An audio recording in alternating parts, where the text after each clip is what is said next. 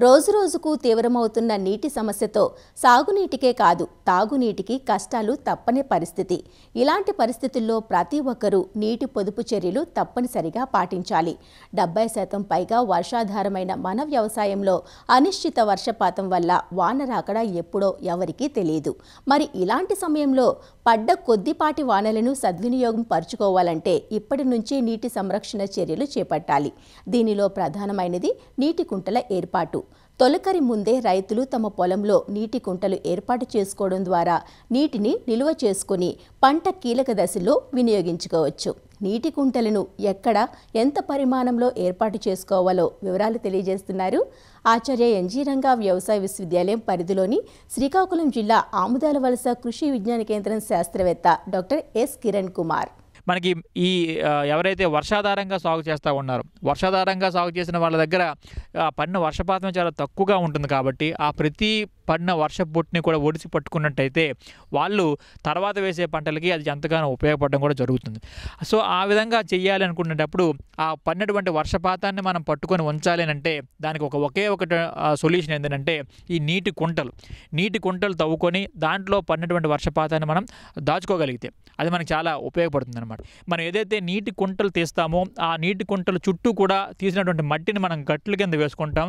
మనం ఆ గట్లను కూడా సమర్థవంతంగా వినియోగించుకోవడానికి మనకి ఇంటికి సరిపడా కాయగూరలను కానీ లేదా ఆకుకూరలను కానీ మనం ఏదైతే క్రేపర్స్ ఉంటాయో పాదులు ఉంటాయో వాటిని కూడా మనం పెట్టి అదనపు ఆదాయమే కాకుండా మనకి ఇంటికి కావాల్సినటువంటి అన్ని రకాల కూరగాయలని కూడా ఆ చెరువు గట్ల మీదే మనం పెంచుకోవడానికి ఆస్కారం ఉంటుంది. అలాగే ఈ ఫ్లోరికల్చర్ బంతి మొక్కలు కానీ చామంతులు కానీ వేసుకొని కూడా అదనపు ఆదాయాన్ని మనం పొందవచ్చు.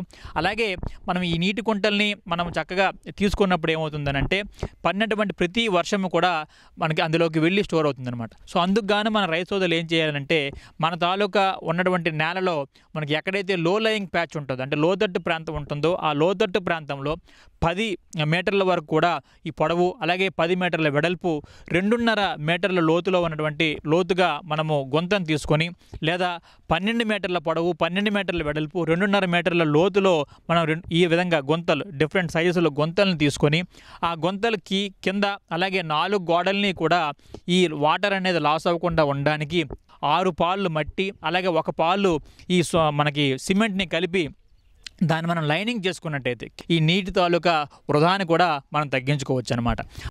నీటి కుంటల్లో మనము ఏదైతే మనకి ఖరీఫ్లో కానీ అధికంగా ఎప్పుడైనా వర్షం పడినప్పుడు ఆ పడినటువంటి నీరు అనేది స్లోగా నీటి కుంటలోకి వెళ్ళినప్పుడు ఏమవుతుందనంటే ఆ నీటితో పాటు వెళ్ళినటువంటి మట్టి అంతా కూడా లోపలికి సెడిమెంట్ అవ్వడం కూడా జరుగుతుంది. ఆ లోపలికి వచ్చినటువంటి మట్టిని తదుపరి మళ్ళీ వేసవి కాలంలో తీసుకొని మళ్ళీ మన పొలాలకు కూడా వేసుకోవడానికి ఆస్కారం ఉంటుంది. కాబట్టి నీటి కుంటల వల్ల మనకి చాలా రకాల ఉపయోగాలు ఉండటం కూడా మనకు జరుగుతుంది. అలాగే ఇలా తీసినటువంటి నీటి కుంటల్లో మనం చేప పిల్లలను కూడా పెంచుకోవచ్చు అనమాట. చేప పిల్లలను పెంచుకున్నప్పుడు మనకి రైతుకి అదనపు ఆదాయం కూడా రావడానికి ఆస్కారం ఉంటుంది. అలాగే నీటి కుంట మన దగ్గర ఉండేటప్పుడు ఏమవుతుందంటే ఏదైతే పంట అనేది బెట్టకు గురవుతుందో ఇనీషియల్ పీరియడ్లో కానీ లేదనుకుంటే మనకి ఆ టెర్మినల్ మాయిశ్చర్ స్ట్రెస్లో అంటే దాన్ని మనం లైఫ్ సేవింగ్ ఇరిగేషన్ కింద మన దగ్గర ఉన్నటువంటి నీటి కుంటలో ఉన్నటువంటి నీటిని సక్రమంగా వినియోగించుకోవడానికి కూడా ఆస్కారం ఉంటుంది. అలాగే మనము స్ప్రేయింగ్ చేసేటప్పుడు పైర్ల మీద వచ్చినటువంటి చీడపీడలను కూడా మనం నివారించాలంటే ఆ నీటిని కూడా మనం నీటి కుంట ద్వారానే మనం ఉపయోగించుకోవచ్చు.